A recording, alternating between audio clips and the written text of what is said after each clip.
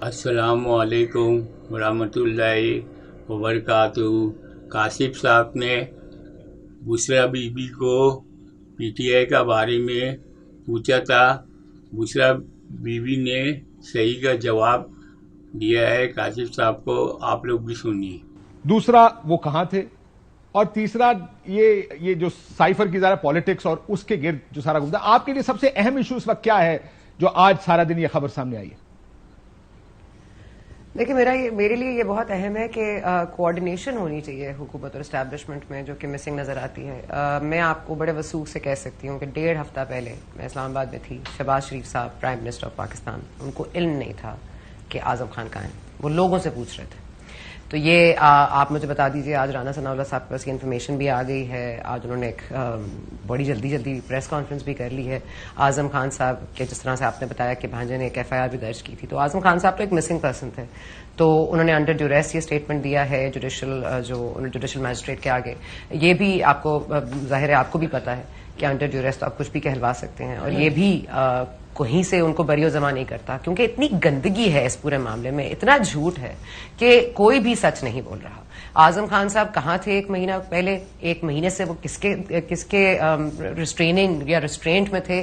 کس نے ان کو رکھا ہوا تھا اپنے پاس؟ کیا ان کی خاطر مدارت ہو رہی تھی؟ میرا خیال ہے یہ سب کو پتا ہے۔ اور بات ہے بھی ٹھیک کہ امریکہ کا جو سائفر ہے وہ ایک سازش کے طور پر جو بیانیہ بنایا عمران خان صاحب نے، وہ بھی جھوٹ پر مبنی تھا، یہ بھی اپنی تائید ایک بات درست ہے۔ عمران خان صاحب نے جو بھی گفتگو کی، اعظم خان صاحب اس کے آڈیو ان کے سامنے ہے، انہوں نے کہا let's play with it, minutes تو ہمارے ہاتھ میں ہے۔ تو اعظم خان صاحب منع کرنے کے باوجود یہ بات اس طرح مل جل کے اگر پلان بنائیں گے تو پھر اعظم خان صاحب بری و زماں تو نہیں ہو سکتے۔ دوسری بات یہ کہ یہ جوڈیشل میجسٹریٹ کے پاس تو صحافی بھی ہوتے ہیں، وہاں پر جو آتے ہیں، اتنا بڑا کیس ہے، اتنے بڑے شخصیت ہے، اتنے بڑے الزام ہے، اور اتنی بڑی وہ گواہی دینے آئے ہیں، اور کوئی موجود ہی نہیں ہے۔ آپ کو پتہ ہی نہیں ہے کہ کب آئے، کیسے آئے، کس دروازے سے آئے، کہاں کس گئے، دروازے یہ سے بھی گئے، پتا کون نہیں سی ہے۔ گاڑی میں آئے۔ اصل سوال یہ ہے کہ کہاں گئے، یہ جی، میجسٹریٹ کون ہے یہ بھی پتا نہیں ہے۔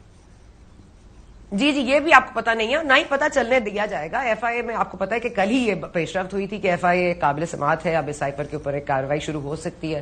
کل سے آج تک آپ دیکھ لیجیے کتنے چینجز آ گئے ہیں، آگے بھی آتے رہیں گے۔ میں یہ نہیں کہتی کہ اعظم خان صاحب جھوٹ بول رہے ہیں، میں صرف کہتی ہوں کہ اعظم خان صاحب اب سچ کیوں بول رہے ہیں، پہلے اس کو کیوں چھپاتے رہے ہیں۔ آئی بی کے ساتھ ان کے پورے معاملات سامنے ہیں، خٹک صاحب نے ان کو ظاہر ہے آگے کیا تھا۔ خٹک صاحب آج کہاں ہیں؟ آج وہ کہہ رہے ہیں جی کڑیوں سے کڑیاں ملا لیں تو دیکھیں گے پارلیمنٹیرینز ہیں یا پھر استحکام ہے۔ تو یہ آپ اتنا گرے ایریا کیوں کریٹ کرتے ہیں کہ غلط بات بھی صحیح اور غلط میں اتنا کنفیوژن ہے کہ ہم یہاں پہ اعظم خان صاحب کی سائڈ بھی نہیں لے سکتے، عمران خان صاحب کو صحیح بھی نہیں کہہ سکتے، اور ہمارے جو ادارے کر رہے ہیں، جو ہماری حکومت کر رہی ہے، اس کو بھی صحیح نہیں کہہ سکتے۔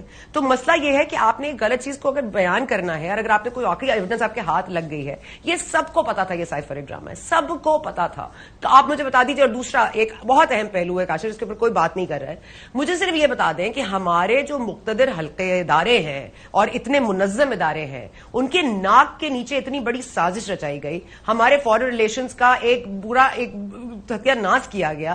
ہماری اسٹیبلشمنٹ خاموشی سے دیکھ رہی تھی، ٹائم بائی کر رہی تھی، 3 ماہ 4 ماہ 6 ماہ ہر پریس کانفرنس دکھائی جاتی تھی، ہر جلسہ دکھایا جاتا تھا، میر جعفر تو میر صادق، تو یہ امریکی سازش، تو یہ باجوہ سازش، تو کدھر ہیں جنرل ریٹائرڈ باجوہ صاحب؟ اور یہ مجھے بتا دیں کہ اس وقت کی اسٹیبلشمنٹ کیا کر رہی تھی؟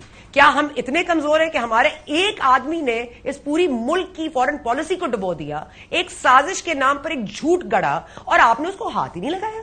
مطلب یہ کون سے ملک میں ہم رہتے ہیں؟ ہمیں 9 مئی کے بعد تو ہر چیز ایکٹیویٹ ہو جاتی ہے۔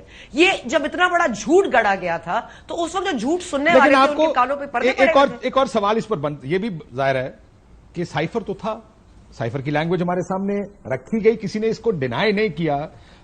نہ صرف یہ بلکہ نیشنل سیکورٹی کمیٹی کی 2 میٹنگز ہیں، ان دونوں میٹنگز میں اس کو پاکستان کے اندرونی معاملات میں بلیٹنٹ انٹرفیرنس کہا گیا۔ اس سائفر کے بارے میں جو بتایا گیا وہ یہ تھا کہ نو کانفیڈنس آ رہی ہے، پاکستان سے تعلقات اسی نو کانفیڈنس پر منحصر ہیں، کامیاب ہو گئی تو معاف کر دیں گے، ناکام ہو گئی تو پھر آپ سے بدلہ، اٹ ول ہیو ریپرکشنز، اس کے نتائج آپ کو سنگین نتائج بھگتنے ہوں گے۔ So this was also reality نا جی، cipher is a reality, at least کم از کم اس ایک چیز پر بابر سب اتفاق آپ یاد کیجئے کاشف صاحب آپ کی بات نہیں میں آپ کی بات کہہ رہی ہوں جنرل بابر افتخار صاحب کی اگر آپ اسٹیٹمنٹ جو former D G I S P R تھے اگر آپ ان کی اسٹیٹمنٹ نکال کے دیکھیں 3 ماہ یا 4 ماہ بعد جب یہ پورا بیانیہ بنایا گیا اس کے بعد انہوں نے ایک پریس کانفرنس کی تھی, اس پہ ان کا کیا بیانیہ تھا اوور اس پورے سازشی یہ جو سائفر میں آپ کو بتا دیتا ہوں میرے پاس لکھی ہوئی ہے جس طرح اس اعلامیہ میں لکھا ہوا ہے کہ ان ڈپلومیٹک لینگویج یوز کی گئی ہے. اعلامیہ میں لکھا ہوا ہے کہ جو بات چیت کی گئی ہے وہ انٹرفیئرنس کے مترادف ہے.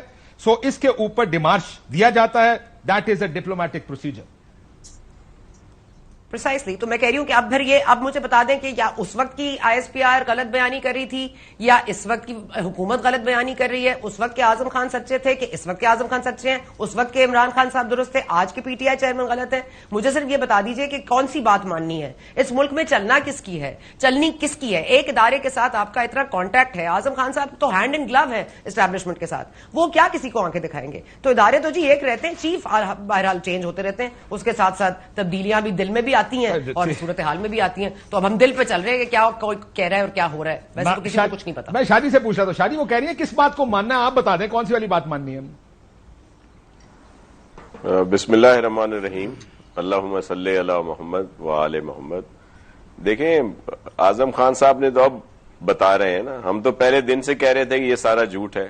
ہماری قیادت نے اس وقت کہا تھا کہ ایک نجی ان کی کوئی جو میٹنگ کہہ لیں, کوئی کھانا کہہ لیں, کوئی چائے پہ عشائیہ کہہ لیں جس پہ وہ ملے, وہ والی بات اس نے وہاں سے بھیجی. اس کو چینج کیا گیا, جو آپ نے خود آڈیو لیکس بھی سنی جس میں خان صاحب خود کہہ رہے تھے کہ اس پہ کھیلتے ہیں. پھر یہ ساری چیزیں ہوئیں, پھر انہوں نے بہت اس کا شور مچایا اور اس میں تھا تو کچھ بھی نہیں. سر چلیں let's agree on one thing, language بہت سخت تھی, ایک حکومت کے خلاف تھی جس کی وجہ سے اس کو بلیٹنٹ انٹرفیرنس کہا گیا. یہ بھی کہا گیا کہ پاکستان سے تعلقات کے مستقبل کا انحصار اس ووٹ آف نو کانفیڈنس پر ہوگا. یہ اس حد تک فیکٹس ہیں. فیکٹ کے بعد ساری بات اب آپ فیصلہ کر لیں کہ وہ ٹھیک کہہ رہے ہیں یا وہ آپ ٹھیک کہہ رہے ہیں. اب یہ تو یہ اس چیز کے اوپر کنفیوژن ہے, اس بات میں تو کوئی کنفیوژن نہیں کہ جو زبان استعمال کی گئی وہ بڑی غلط اور سخت زبان استعمال کی. دیکھیں میرا یہ ہے کہ وہ آفیشلی کوئی میٹنگ نہیں تھی کہ جس میں بلایا گیا ہو, جس طرح یہاں پہ طلب کر دیا جاتا ہے. سر میرے ٹیکر تھے میٹنگ میں, سر کیا کر رہے ہیں, ناربانی خان صاحبہ خود کہہ رہی ہیں طلب کر لیا گیا فورن آفس میں اور آ کے بڑا اس کو کہا گیا کہ آپ کی یہ بات غلط ہے. کبھی انڈیا والے کو طلب کر لیا جاتا ہے یہاں پہ, کبھی افغانستان والے کو, یا کسی اور. اصل رولا یہ ہے. اگر ناظرین بسرا بی بی ہیں کاشف صاحب کو صحیح طرح کا جواب دیا ہے,